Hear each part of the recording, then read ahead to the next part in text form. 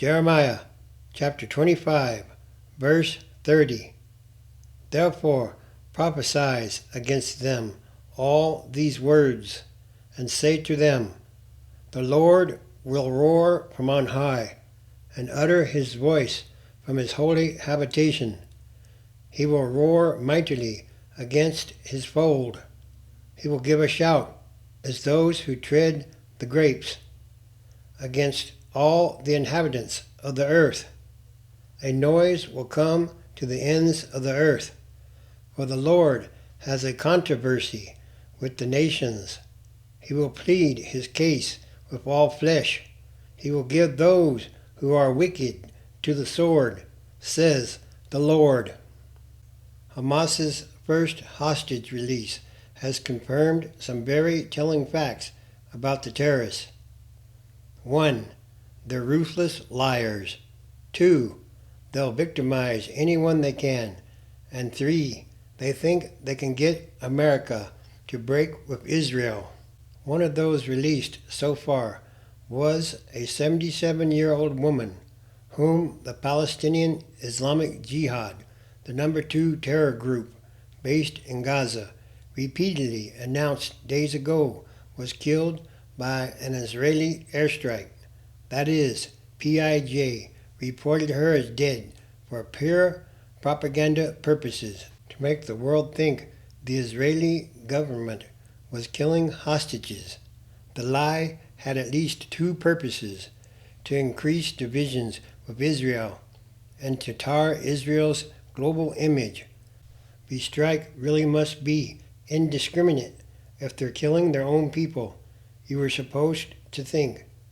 Fine, it's no surprise that terrorists lie, but U.S. and world media keep giving Hamas's claims equal footing with anything Israel's government says, even when it comes to such long-established and widely reported facts as the way Hamas major terror bases had around and even in Gaza's hospitals.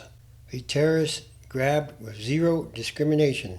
Anyone in Israel was a target, even people who plainly weren't Israelis or Jews. Again, not news.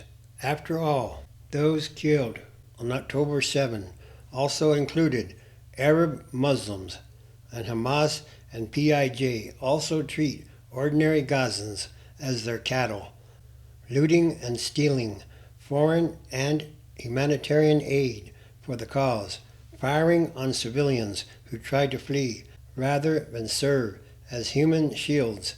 The terrorists clearly intend to hang on to their American captives as long as possible as leverage over Washington.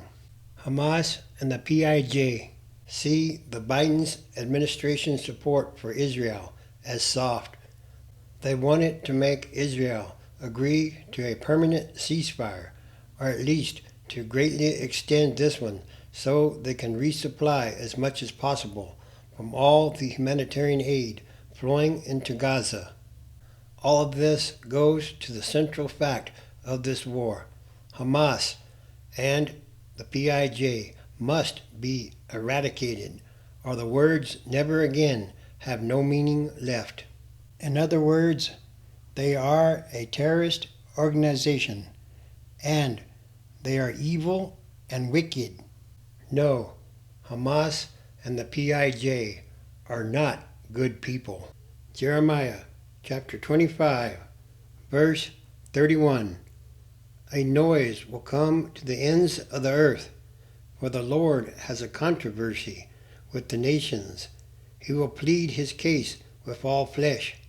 He will give those who are wicked to the sword or destroying weapon, says the Lord. And all these are more signs. Look there. Whoa. More signs.